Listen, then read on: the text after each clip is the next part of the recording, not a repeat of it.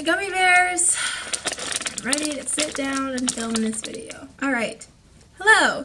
My name is Jenna and today I'm going to be filming a video about writing songs and writing the lyrics of songs and how I do it. I know this is a very individual process, so I'm definitely not the expert on this, certainly not, and this is only just my experience and my opinion, so if you do it differently or know someone who does it differently, that's cool. This is how I do it, and I'm going to talk about it. So I'm going to be making two videos about my EP, 17, which came out end of May. You can check it out. I will leave the links to it down below in the description. Wow. Right now we're going to be talking about lyrics because, I don't know, just felt like that made sense. So my EP consists of 5 different songs, and loosely they all have a sort of underlying theme of adolescence and figuring yourself out, but I feel like pretty much everything that a teenager makes is going to have that underlying theme. So would you call it a lyrically cohesive album? I don't know. Probably not. But I'm just going to talk to you about the lyrics anyway, because that's what I'm here for. So, the first song on the album is One Shot, and this is one that I wrote about 6 months ago. It's pretty straightforward lyrically. I had the idea in my head for the metaphor, and it just kind of came to me, and I made a song out of it. Sometimes they just happen like that. What you see is what you get with One Shot. But it's a fun song. I think the music is kind of fun, and it's a fun beat, maybe. There's no beat. It's a fun song, but it's not lyrically very complicated, so we're not going to go through it too much. Same thing goes for Speechless, which is the next song on my album. So Speechless is one that I wrote about 2 years ago, and that's just another one of those songs where the music kind of lent itself to the lyrics. And that's basically how I write all of my songs. I write the music first, the underlying chord progression, whether it's on the piano or the guitar or ukulele, whatever. I usually come up with that underlying chord progression first, or that instrumental first, and then the lyrics and the melody kind of come at the same time, and I'll kind of improvise things over that chord progression until I get something that sounds good, and then I'll write that down, and then I'll duplicate that and make a verse or make a chorus. And so for something like Speechless, every song is going to tell a story. That's kind of how you want your structure to be. You want it to build a little bit thematically. Certain songs are going to be a little bit more about imagery, a little bit more about metaphor, and just about colorful language rather than actual telling a literal story with a plot. So Speechless was very much more about creating imagery and kind of transporting the listener into somebody else's brain. So if that makes any sense to you, that's what I do. So the next song on the EP is called 17, and this is one that I wrote about 4 or 5 weeks before the EP was actually released. I think it's the second song I ever wrote on the ukulele. It, unlike Speechless, is a lot more about telling a literal story with a plot, so there's kind of a narrative arc as well as a thematic arc. It tells a story of little kids and how they think it's going to be great when they grow up, and when they actually do get a little bit older, they realize life still kind of doesn't make any sense and they still don't know what they're doing, and they actually miss being innocent and young and happy. And I think that's kind of a universal thing that everybody can relate to. It's not some original storyline that I just came up with in my brain. And I think I definitely got the idea for the theme from the sound of the ukulele. Is very, kind of light and a little bit juvenile and just a little bit nostalgic and kind of childlike, and so I thought that the ukulele paired with that kind of thematic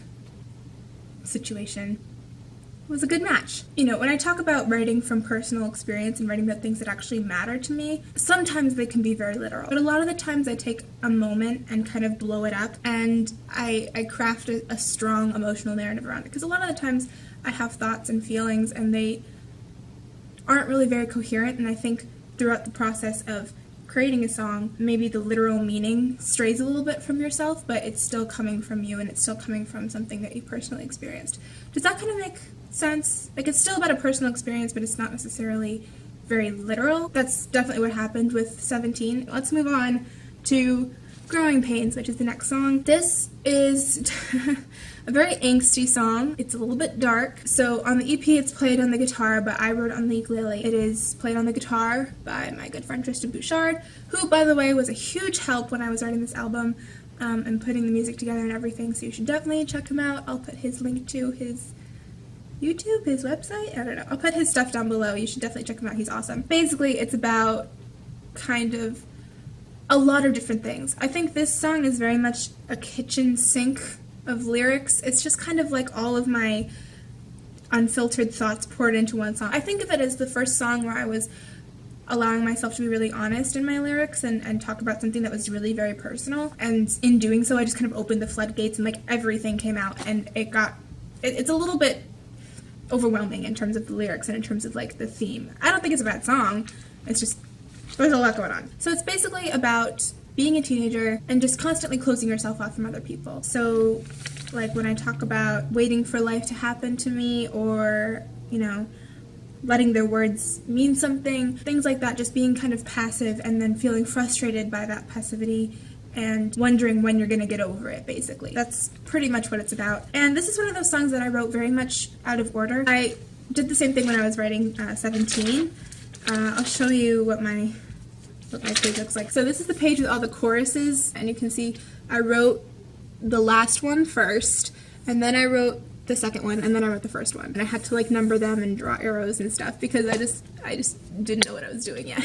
These things sometimes come out of order. A lot of the times I would write strictly in order, but it just comes when it comes. That's one thing, is understanding your arc. You want your theme to build, so you want to kind of introduce it and then expand on it in your second verse. And sometimes you gotta move stuff around. Don't be afraid of that. If that ends up happening, that's not weird. I don't know when this turned into an advice video, but if there's anyone out there that wants to hear what I have to say, this is for you. Now moving on to Long Island City. Let me explain. Basically, I spent a semester at a semester program called City Term, and I did that my junior spring, and basically what you do is you live in New York and you learn about New York for a semester, and it's really awesome and really cool, and I had the best time of my life. And you do this project there called Neighborhood Study. Almost forgot what it's called there for a second. That was crazy. So you do this project there called Neighborhood Study, and your group of 30 kids at the semester is split up into two groups of 15, or in our case, we were 32, so we got split up into two groups of 16. And you are assigned a neighborhood, and for a week, your group of 16 people has to just basically learn everything there is to know about that neighborhood and give a final presentation. It's a big deal, and our neighborhood was Long Island City. It's actually probably the most boring neighborhood in all of New York City. Literally nothing happens there. It's the most unremarkable neighborhood in the entire city. It's in Queens. It's right on the water. You might have noticed it, like if you look out from the east side of Manhattan over the river to Queens, and you see the Pepsi Cola sign, the red Pepsi Cola sign, that is Long Island City. Basically, it used to be a bunch of factories and now it's a bunch of houses. It's really very, very boring. It's just Long Island City. Despite that, it has a lot of personal significance because it reminds me of City Term, it reminds me of my friends, it symbolizes a lot of growth for me, and I think that's what I kind of wanted to write about in my song. It's kind of a hard song to explain. The way Tristan described it to me is that sometimes, you know, an artist, what they do when they want to create something is they kind of dive into themselves and they come back up with a little piece of themselves that they didn't even know existed. And to me, that really describes what Long Island City feels like to me. It feels like a little piece of myself that I dug up and I didn't really know it existed, but here it is, and it's really important, and I'm glad I found it. So yeah, that's Long Island City. I hope this was coherent and interesting. I hope you enjoyed a little bit of insight into kind of what my lyrics were about, how I sometimes go about writing lyrics, just my thoughts on my EP. I will be recording another video about my EP, just about kind of building the music and what that process was like, but that will be in a different video that will go up later, so look out for that if you want to. Yeah, that's it. I will see you in the next video. Okay, goodbye.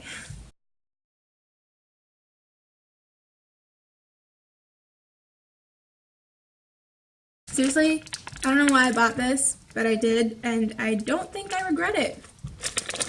I don't think I do. Also, I'm really sorry if I kept looking in this stupid viewfinder. Like, I know it's so unprofessional of me, but my hair is like crazy.